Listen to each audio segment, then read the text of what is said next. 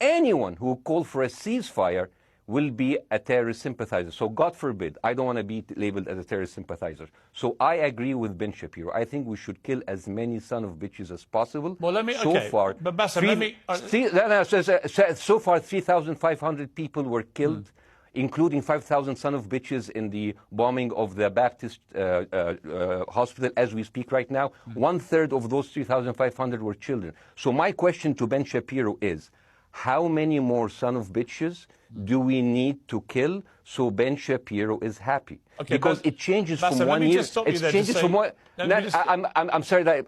Listen, I'm really at a disadvantage here. I'm looking at a camera. I don't see you. I can hear you on my ear. The reason I'm interrupting is I think you're conflating different interviews with Ben Shapiro. He didn't use the phrase "sons of bitches" with me. Let me play to you what he actually said on my show. He did. Go back to your interview. No, he didn't. That was another interview. But let me play what he said to me here.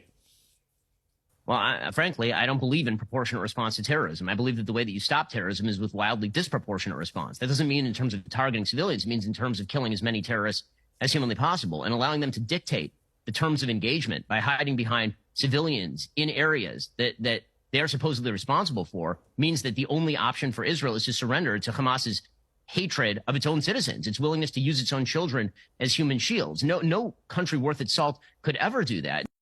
Now, that is substantively different to what you said he said, right? He's talking there specifically about Hamas terrorists. I agree with him. The thing is, the question is, what is a proportionate response? Because it has been different from one tier to another. So if you look to this graph, for example, this is the death of Israeli and Palestinians, and it's changing from 1 year to year. It's like fluctuating like crypto. So my question is today, what is the going rate today for human lives? I mean, 2014 was a great year for Ben Shapiro. 88 Israelis were died, and there was 2,329 Palestinians killed on the other side. That is one Israeli for 27 Palestinians. That is a very good exchange rate. What I'm saying is, what is the exchange rate for today? You guys will be happy. That's my question. Well, it's not me, guys. I'm not on either side. No, not you. Like when I say you guys, I say like the people on the other side of that. I know that you don't think like that, Pierre. You're one of the good guys. But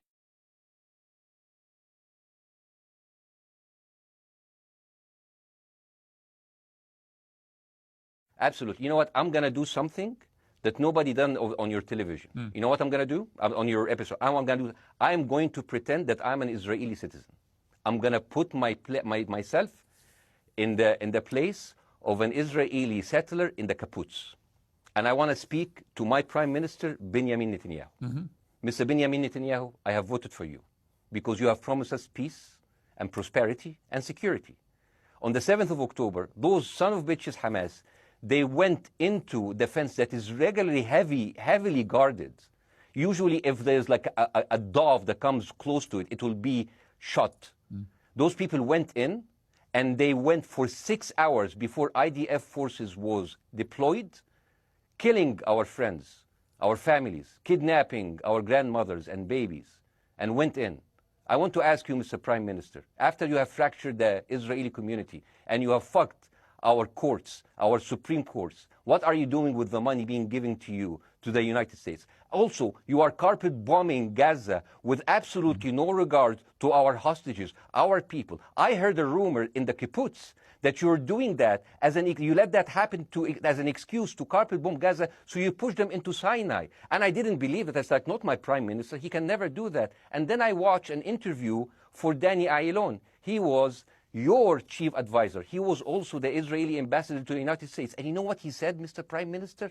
He said that the solution for those Palestinians is to go into a vast land of Sinai and live into tent cities temporarily, temporarily, wink wink, until we build Gaza again, and then we invite you back.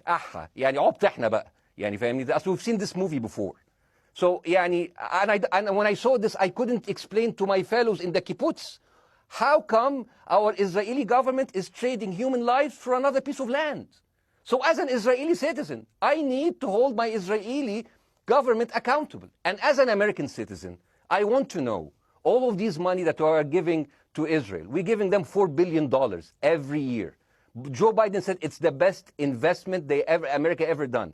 Well, if I am in the place of Joe Biden, I would say, sorry, don't speak. I would say, if I was Joe Biden, I would go down and whisper in the ears of Netanyahu and tell them, I hate bad investments. They haunt me, like Littlefinger in Game of Thrones. But the thing is, this is the problem. Israel always victimizes itself, and I have never seen a victim putting their oppressor under siege and bombing them 24/7. Israel wants you to believe that they are the victim. Dealing with Israel is so difficult. It's like being in a relationship with a narcissistic psychopath. He fucks you up, and then he makes you think it's your fault. All right, you Bassem, look at Israel as Superman, but they're really Homelander.